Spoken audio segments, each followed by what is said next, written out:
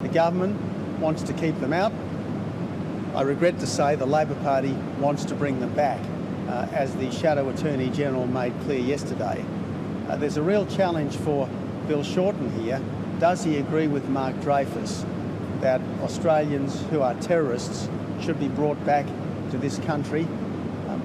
My view is that if you leave this country to fight with terrorist armies, you are betraying our country. You are effectively guilty of the modern form of treason.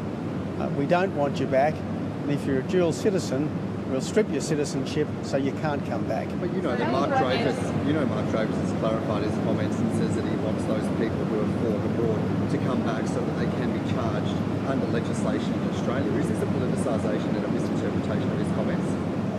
What happens if they get off? That's the problem. But what happens if your legislation? We all know that there are evidentiary issues with prosecutions of people for offences abroad. I mean, how many terrorists does the opposition want to bring back to our country to give evidence? I mean, this is a very serious question for the opposition. Not only does he want to bring terrorists back to stand trial, but it seems he also wants to bring terrorists back to give evidence. Now, I don't want terrorists in our country, full stop. And if someone leaves our country to join a terrorist army abroad, I don't want them back.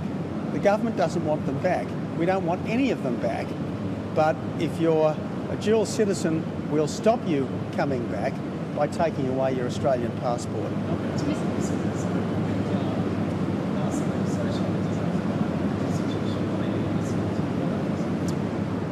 We are very confident, based on the advice we've had from a range of sources, that this legislation can avoid serious constitutional risk. But again, I want to stress the fundamental point here.